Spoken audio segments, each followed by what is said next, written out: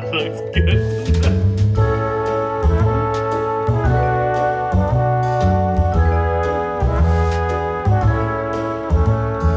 I know half of you are thinking, how was that beer brewed?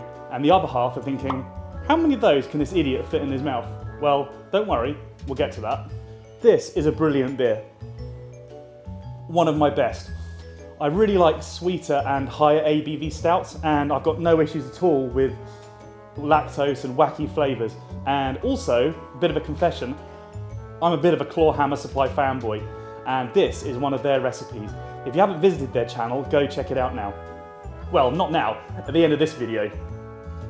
In their video, this stout was just one of those beers that instantly makes you thirsty and salivate.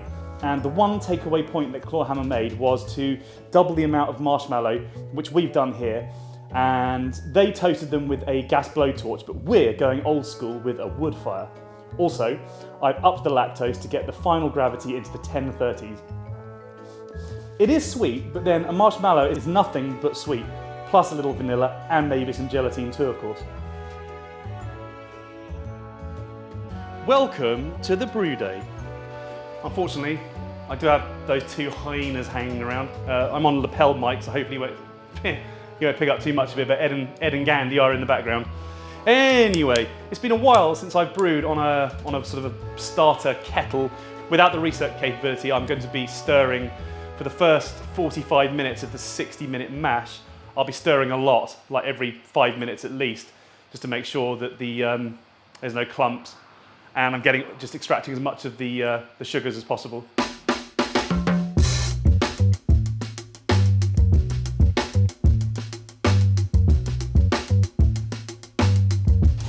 Mashing temp is 69, which is from the Clawhammer recipe. Okay. I'm talking on cam. Clown. Which I thought seemed a bit high, but those boys know what they're doing, so they're obviously going for the body. It's been a while since I've brewed a stout. Bloody love it, mate. Bloody love it. It's been mashing for about 10 minutes now. The temp at the bottom in the sort of dead space under the basket it's been about 72, 73. So it's been a bit over what I'd like. So I've been doing a manual recirc with a jug, just taking out litres, just taking out a litre of wort out the bottom, literally pouring it on top. I also have this nifty bit of kit. There's a great thermometer, really instantaneous. So the temp actually of the mash is, well, it's just a shade over 69, it's 70, just over 70 at the moment. So we're nearly there. But I'll be honest, the whole manual turn the element on and off thing and look at the temp gauge, not into that. Bring me an ink bird any day. Oh yeah. What man doesn't like messing around with a flamethrower?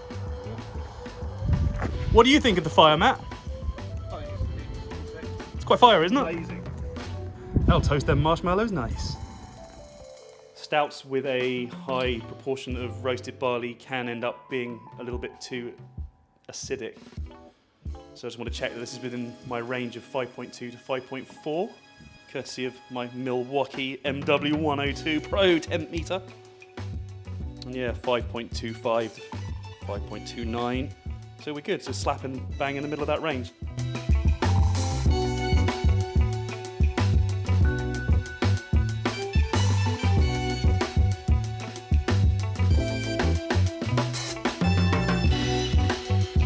Those lugs work like a dream.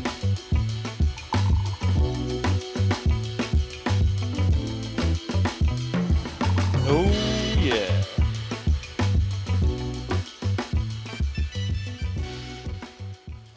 $30 grams of Fuggles going in the hole. Then we came to the marshmallow toasting. My first idea was to put them on a large rack made out of chicken wire. Trouble in paradise. So my idea of putting them on the chicken mesh, it ain't worked out too good. And Gail, my wife, was saying last night that it wouldn't work. And then she wanted me to admit that I was wrong on camera, which I am now doing. It's the first time for everything. Then we tried sticks, and all we got from that was burnt fingers and bad language. Marshmallows toasting on an open fire. Not a lot of fun about this. Ow! That's a burn. Then I had a brainwave. Okay, so we've nailed the method. Don't fanny around with sticks. Don't fanny around with chicken mesh. Get yourselves one of these bad boys. Stick them in, toast them, and then you'll see the magic in a sec. Oh yeah. Only gonna blow what's done it. How many's that on there? Another 30 grams of Fuggles at 30 minutes. Victor, do the spoils. It's quite satisfying that actually. Oh yeah, uh-oh, uh-oh. It's like an acid beer. Uh-oh. What, is Roger Rabbit in it? It's called a Belgian dip. It's Dr. Evil, isn't it? Lift it out. I think you've had all the time in the world. Oh. Oh, that looks good, doesn't it? Oh yeah. He's going back in. You can't get enough. All the guys who don't agree with putting any adjuncts in beer, you're going to love this. You can actually throw a wobbler about that one.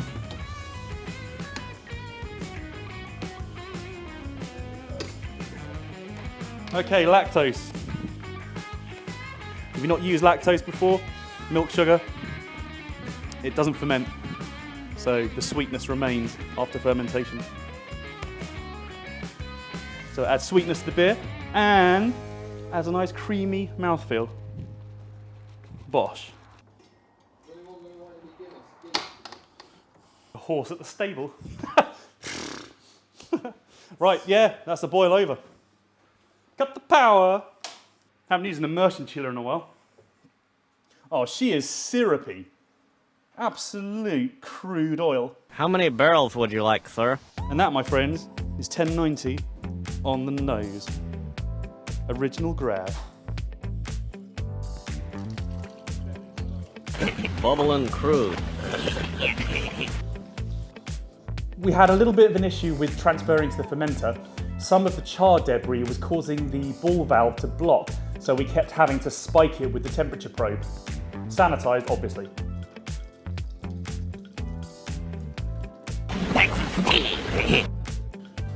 We tried a new English ale strain on this, well, new to us. It was Bond from WHC Labs and it chewed through it pretty fast.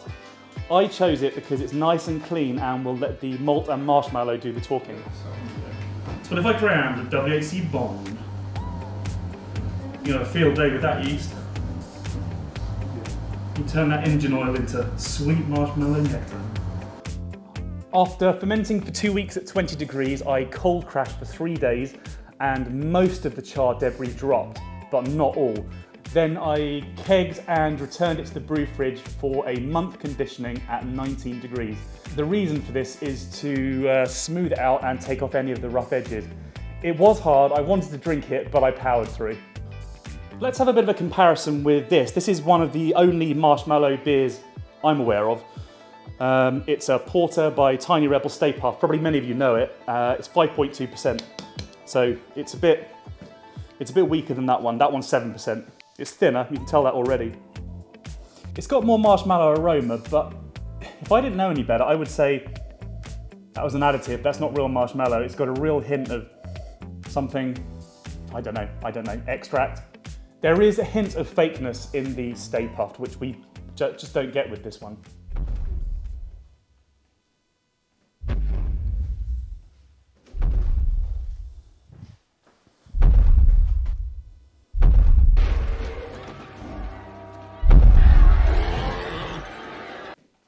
Ours is sweeter, but it's definitely smoother. It has the genuine smoky marshmallowiness and just the overall feeling of a winter fireplace.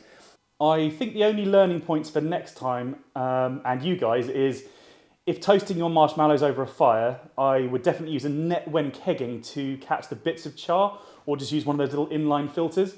I'd also think about adding a vanilla pod or some essence just for a tad more marshmallow character. And then I reckon this beer is an absolute chicken dinner. Anyway, brew this, let us know how you get on, and big ups to the homebrew rock stars of Clawhammer Supply. Right, now for the marshmallow cram. 2, 3, 4, 5, 6, 7, 8, 9, 10,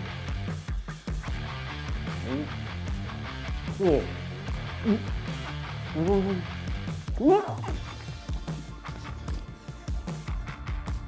11.